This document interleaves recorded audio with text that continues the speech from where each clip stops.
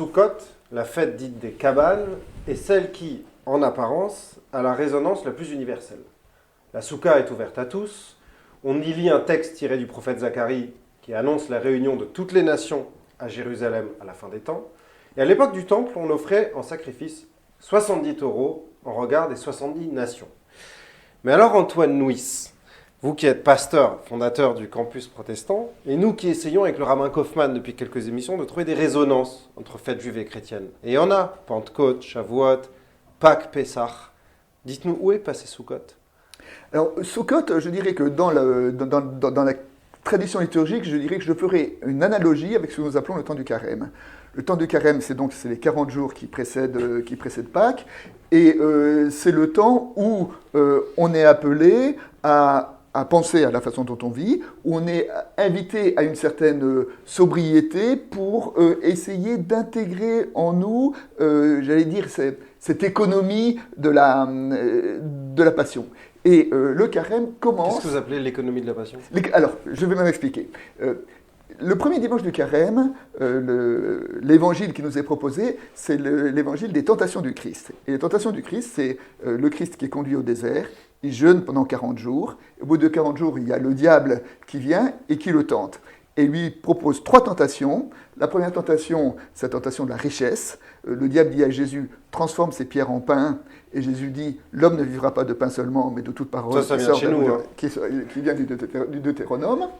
La deuxième tentation, c'est la tentation du pouvoir. Au moment, le diable monte Jésus sur une montagne en disant, voici toutes les nations, si jamais tu te soumets à moi, je t'offre le pouvoir, l'autorité sur toutes ces nations. Et Jésus répond, tu ne tenteras pas, il n'y aura que Dieu qui est Dieu, un peu. Et la troisième tentation, c'est le diable prend Jésus, l'amène en haut du temple, et lui dit, jette-toi, il y a des anges qui vont arriver, qui vont te porter, et ainsi tout le monde t'admirera. Et ça, je dirais, c'est la tentation, ce que j'appelle de la séduction religieuse. Hein. Et que nous sommes tous travaillés par ces 3 tentations, la tentation de l'argent, de la richesse, la tentation du pouvoir et la tentation de la séduction. Et quelque part, quand on médite ce texte-là au commencement du chemin de carême, c'est une façon de dire où en est-on nous aujourd'hui par rapport à ces tentations. Et nous savons qu'elles sont totalement contemporaines, enfin je dirais et que pour de l'argent, pour de la séduction, pour de pouvoir, on a vu des hommes renoncer à toutes les valeurs à laquelle ils croyaient, et peut-être c'est un temps dans lequel on est invité à s'inscrire. Et c'est ça que j'appelais tout à l'heure l'économie de la passion. Mais alors c'est là que c'est très paradoxal, Rabbin Kaufmann, c'est que certes, Sukkot est la fête du dénuement, on vit dans une cabane pendant 7 jours, mais c'est aussi dans la Torah, Zman Simchatenu, le moment de la joie. C'est la seule fête qui est associée littéralement à la joie dans la Torah. C'est la joie du dénuement ? Alors, il faut peut-être se repositionner dans le calendrier. Sukkot intervient tout de suite après Kippour. Nous sommes tellement dans le prolongement de Sukkot qu'il y a une vieille tradition qui fait de Kippour, vous voulez dire ? De Kippour, qui fait que au soir même de la clôture de Kippour, avant même de courir pour couper le jeûne, normalement nous avons la tradition de commencer à construire la cabane. C'est-à-dire que nous devons, alors que le corps est abîmé, que le corps a été éprouvé par le jeûne, nous devons déjà chercher en nous des ressources insoupçonnées pour quand même trouver de la joie. Dans le dénuement, comme vous l'avez rappelé, il faut trouver quand même une capacité à se mettre en joie. J'en veux pour preuve que la fête agricole qui est associée à cette joie de Sukkot, parce que c'est la joie du paysan qui vient rassembler, Chag HaAsif, rassembler, engranger le fruit de son labeur. Donc c'est la joie de la toute-puissance, si je peux m'exprimer ainsi. Et en même temps, à ce propriétaire, on lui dit, tu es en joie, tu as un sentiment de toute-puissance et d'éternité, on va te contraindre à sortir de ta zone de confort pour aller dans la cabane. Et donc, éprouver encore une fois ce corps qui a été éprouvé à Kippour. Donc ce sentiment de joie n'est pas là toujours, on l'imagine. Ce sentiment de joie, c'est une véritable éducation de l'être. Je dois le trouver même là où je n'attends pas de retrouver la joie. Et c'est ce paradoxe entre la précarité de la condition humaine et continuer à croire dans notre éternité. C'est-à-dire que ce passage à la précarité de la condition humaine, c'est cette soukha, cette cabane fragile. Mais je vous rappelle aussi que nous retrouvons une forme de cabane fragile lorsqu'on unit le couple. sous le dénuptial. C'est une petite tente fragile et on peut la secouer, elle s'ébranle très vite. Eh bien, même si les vents contraires s'abattent sur un couple, eh bien, ce couple doit incarner cette force, cette détermination et cette résilience. Alors là, vous avez l'air d'être d'accord sur le message un peu de Sukkot, et pourtant, il y a un très célèbre midrash dans la littérature rabbinique, donc un texte post-biblique, qui dit qu'au moment où Dieu a donné la Torah aux Hébreux, les nations sont venues voir Dieu, se sont plaintes, et on dit, bon, c'est facile, c'est cette histoire de peuple élu, si tu nous donnais la Torah, on l'accomplirait aussi, et Dieu a dit, d'accord, je vous donne un commandement facile. Qu'est-ce qu'il leur donne? Il leur donne le commandement de la souka, le commandement de la cabane. Et puis, il fait très chaud, parce qu'on est sous d'autres latitudes, il fait très chaud, et puis les nations donnent un coup de pied dans la souka et disent, si c'est ça la Torah, ça ne nous intéresse pas. Pourquoi est-ce qu'on a pris l'exemple de la souka, là, justement?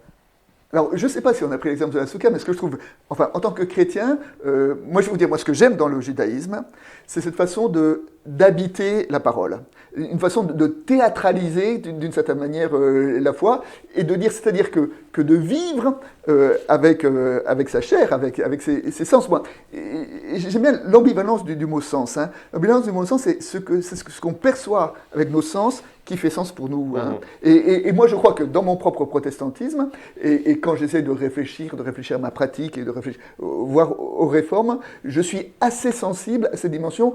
Comment faire pour faire en sorte que les éléments principaux de la foi ne soient pas simplement de l'ordre de la parole, mais soient aussi de l'ordre de l'habitation. Et que ça nous touche jusque dans notre corps. Et c'est peut-être un des sens de Sukkot. Et vous, Rabbin Kaufmann, comment vous comprenez que c'est sur la souka, c'est la souka qu'on a pris comme exemple là, de rejet de la Torah par les nations? Parce que la souka est la loi la plus enveloppante.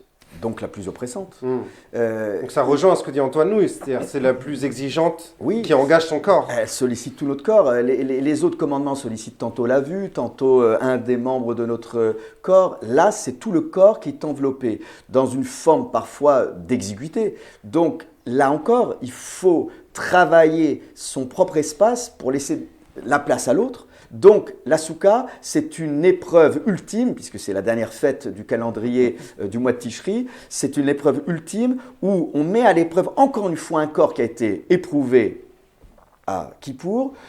Je dirais que le corps, on va le solliciter avec l'agitation du loulav. Il ne s'agit pas juste d'avoir un bouquet végétal, il faut l'agiter. Donc, comme pour se rappeler au bon souvenir de Dieu, en disant nous sommes bien vivants, on a traversé Kippour, mi-Yihye ou mi-Yamout, qui va vivre et qui va mourir, on est bien vivant. Et parfois, ce corps doit être revivifié, et c'est le paradoxe, il est vivifié avec l'agitation du loulav, et il est quelque peu oppressé dans cette souka qui rappelle l'omniprésence de Dieu qui peut parfois sembler asphyxiante et étouffante. Donc oui, la loi, et je pense que là aussi, on a alors là, pour le coup, on a quand même quelque chose qui nous sépare, c'est le rapport à la loi. Je me souviens avoir enseigné Bouvard-Arago à l'Institut protestant, et je me souviens, dans les examens terminaux, une jeune fille qui se destinait à être pasteur, qui m'a dit « Mais je vous envie, vous les juger. » Pourquoi? Parce que avant même de mettre un pied à terre, vous êtes déjà soumis au code rabbinique, puisque les premières lois du code rabbinique, ce sont les lois du lever. Et c'est vrai que ça peut sembler étouffant, mais cette jeune fille me disait le contraire. Elle me disait « Mais non, mais moi, je rêverais d'un surplus de lois et de corpus juridique pour que tous mes pas soient encadrés. Alors, comment est-ce que vous introduisez cette dimension dans le protestantisme, dans votre vécu? Je disais tout à l'heure que l'importance d'habiter. Dans l'évangile de Jean, Jésus dit souvent « demeurez dans ma parole ». Et ça, c'est intéressant. Il ne dit pas « obéissez à ma parole », mais il dit « demeurez dans ma parole ». Donc c'est une façon de dire que la foi, c'est une habitation. La foi, ce n'est pas simplement une question de pensée. Hein. Et c'est une habitation qui concerne toute notre journée. Alors maintenant, il y a cette question que vous évoquez sur la question du rapport à la loi.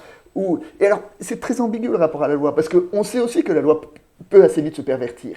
Et ce contre quoi Jésus a très fortement protesté, c'est contre l'hypocrisie. Hein. C'est les gens qui pensent que la perversion de la loi, c'est de dire « si j'accomplis les bons gestes, ça y est, je suis en paix avec Dieu, je suis en paix avec mon prochain. » Oui, mais en même temps, il a quand même dit « je ne suis pas venu abolir la loi, mais je suis venu l'accomplir. » Tout à fait, tout à fait. C'est-à-dire lui redonner son vrai sens, mais c'est le rapport au commandement, le rapport au rite, le rapport à la pratique, où je crois que dans le rite, il y a quelque chose d'extrêmement riche, parce qu'il y a quelque chose qui parle, il y a quelque chose qui est presque, il y a une vérité anthropologique très très profonde. D'ailleurs, toutes les cultures, toutes les civilisations ont des rites. Mais le rite se pervertit quand il devient sa propre fin. Je voulais terminer avec un dernier passage biblique très connu, celui de la rencontre d'Ésav et Yaakov. Ésaü et Jacob, les deux frères rivaux. Jacob se bat d'abord contre l'ange d'Ésaü, après il le rencontre réellement, si on peut dire. Et puis Ésaü lui dit, Ésaü qui représente les nations dans notre conception, lui dit, cheminons ensemble, marchons ensemble. Et Jacob refuse, il dit, non, chacun son chemin. Et le texte biblique dit, où est-ce qu'il s'est rendu à ce moment-là, Jacob? À Sukkot.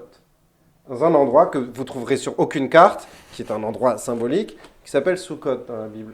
Quelle lecture vous avez de ça? Wow. Alors, ce que je trouve très intéressant, c'est l'histoire que, à la fois, Jacob et Ésaü s'embrassent, mais ils ne se marient pas, enfin, ils ne vivent pas ensemble. Il dit, va à droite, moi j'irai à gauche, etc. Et que là, il y a un modèle où, quand on a eu des conflits, je veux dire, on peut se réconcilier, mais le fait de réconcilier, ça ne veut pas dire qu'on va coucher ensemble. Enfin, je veux dire, ça veut dire qu'on peut aussi, chacun, et que quelquefois aussi, il faut se protéger. Alors moi, maintenant, je lis ce texte-là autrement, je lis ce texte-là, effectivement, en lien avec le récit qui précède, qui est le fameux combat avec l'ange. Alors, vous dites que c'est l'ange d'Ésaü, c'est l'ange de l'Éternel, c'est l'ange de on ne sait pas, enfin, je veux dire, c'est pas très bien défini. Mais cette idée, c'est quoi? C'est de dire que ce récit-là fait écho aussi au récit qui a eu lieu 20 ans plus tôt, la vision de l'échelle, où la vision de l'échelle, Dieu dit à Jacob, je te ramènerai dans ta terre, et il se ramène, et au dernier moment, il arrive dans sa terre, et avant d'arriver sur la terre d'Israël, etc., il y a cette espèce d'angoisse en disant, comment mon frère va me recevoir?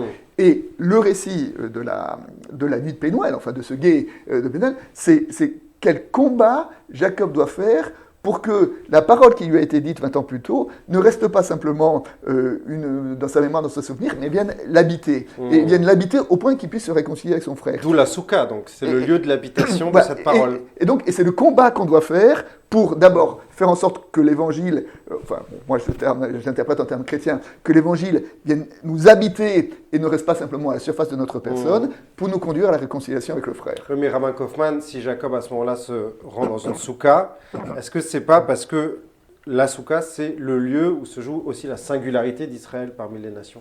Oui, c'est la relation très intime avec Dieu, parce qu'on parle de Sukkot, mais en fin de compte, on oublie une fête, mais qui est complètement dépouillée, parce qu'il n'y a plus de rite, c'est Shmini Atzeret, c'est le 8e jour de clôture. Il n'y a plus rien, il n'y a plus de la soukha, il n'y a plus le loulav, on laisse tout.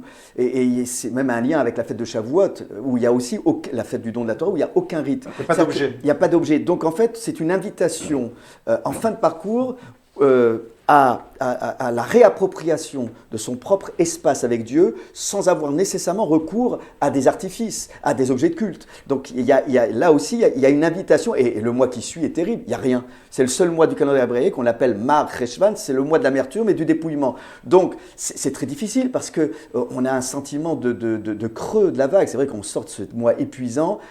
Là, en même temps, on est très content d'être libéré de ce poids, et en même temps, on est dans une forme de manque et de frustration. Il y a une addiction au fait de Tishri.